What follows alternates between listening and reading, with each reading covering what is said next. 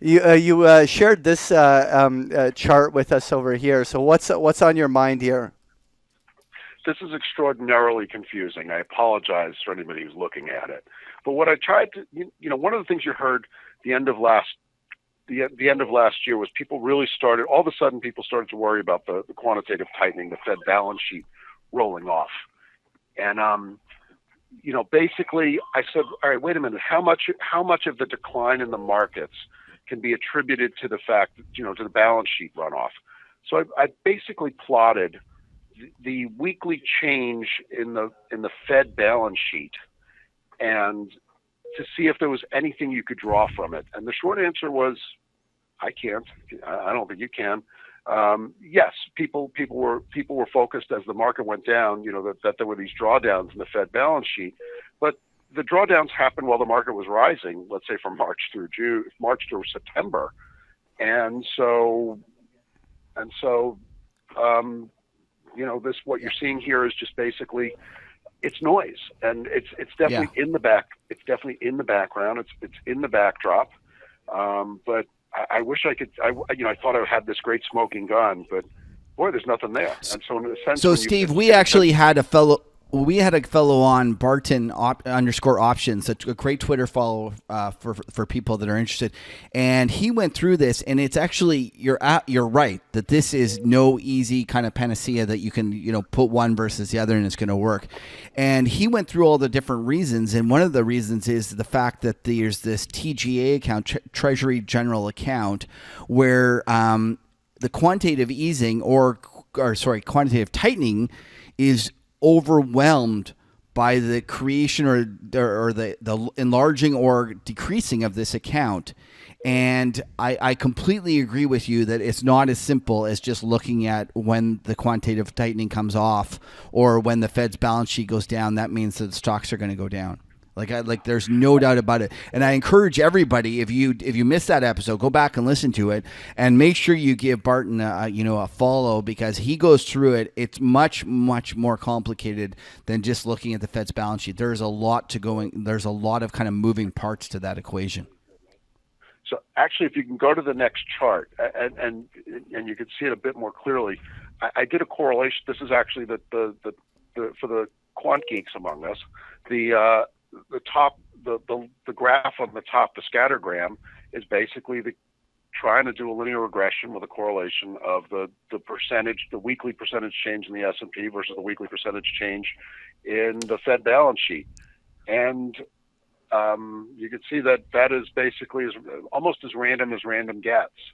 The correlation is essentially zero. The scattergram is all over. It's truly scattered. And you can see the bottom left, the Fed balance sheet versus that's probably a different way of looking at it than I had where I broke out the movements. But you can see the Fed balance sheet decreasing and the S&P kind of doing its thing. And the reason I want to bring that up is not only necessarily the technical factors behind it, which can better be explained by someone other than me, but what you're going to get a lot of in the next Fed meeting is, what are they going to do with the balance sheet reduction? Are they going to reduce it?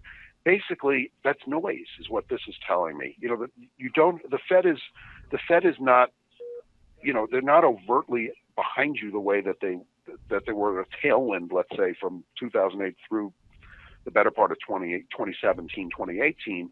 But the headwind is not nearly as strong as you'd think, because the market's been able to.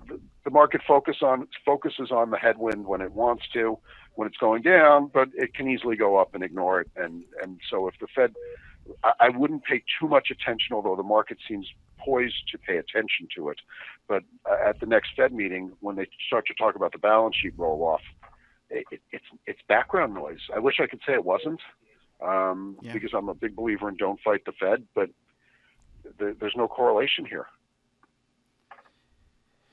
Speaking of the Fed, do you earlier in our episode, you mentioned the fact that you thought that we wouldn't go back to the kind of Yellen era of an easy Fed and lots of fiscal stimulus, and I didn't bring it up at the time, but I wanted to interject and say, aren't we there now with with Powell's recent flip flopping?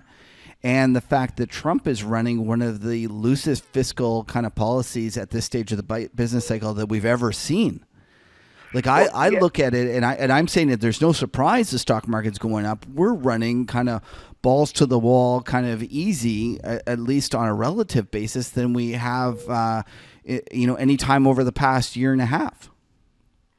Well, yeah, because you're starting to, you're still seeing the effects of the fiscal stimulus. That wasn't it may be a one and done thing, but the tax laws persist. So you're seeing the buybacks, you're seeing the dividend increases.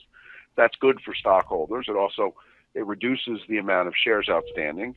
One could argue that there's a moral hazard to corporate officers buying back their own shares, but we'll save that. Could take hours. We'll save that for another time, I guess. But what happened was, a couple things. Bernanke and later Yellen made it very clear that the Fed put, this mythical put, was struck very close to whatever the level of the market was.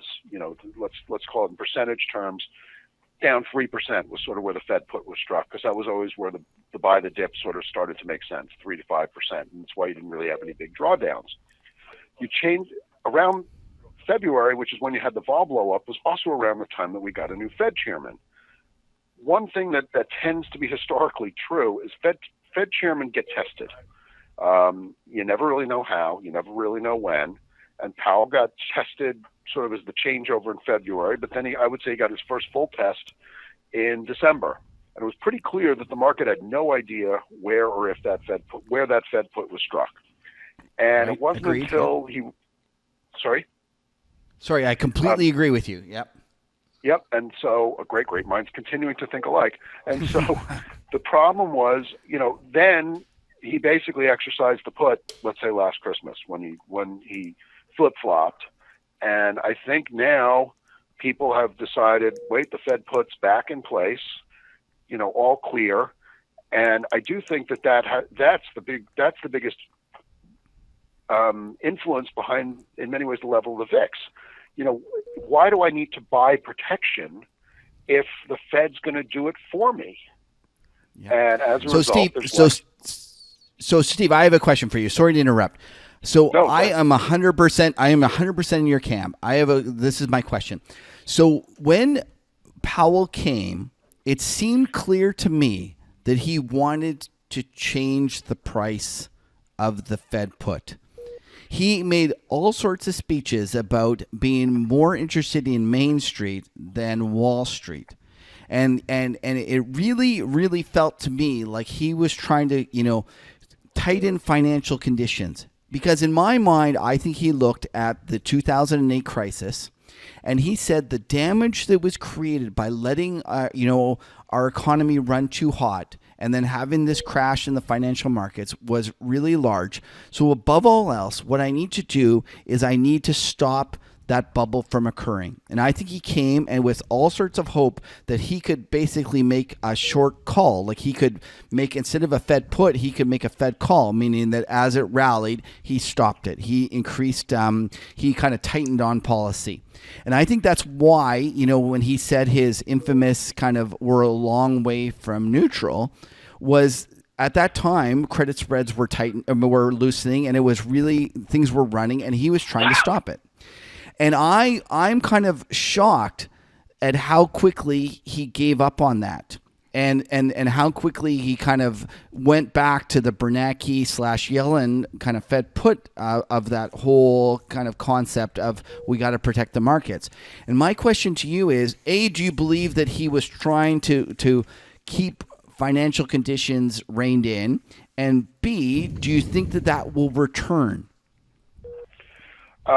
Yes, and somewhat. I do think that I think that thesis is valid. I think that's very consistent with what he was saying, and I think ultimately that's why if we start to see the rocket ship in the equity markets and credit spreads basically showing no fear and anything, and all sorts of financial shenanigans starting to rear their heads again, I think that's when you start to get I think he is of the old school where, central banker's job is to take away the punch bowl just as the party gets fun.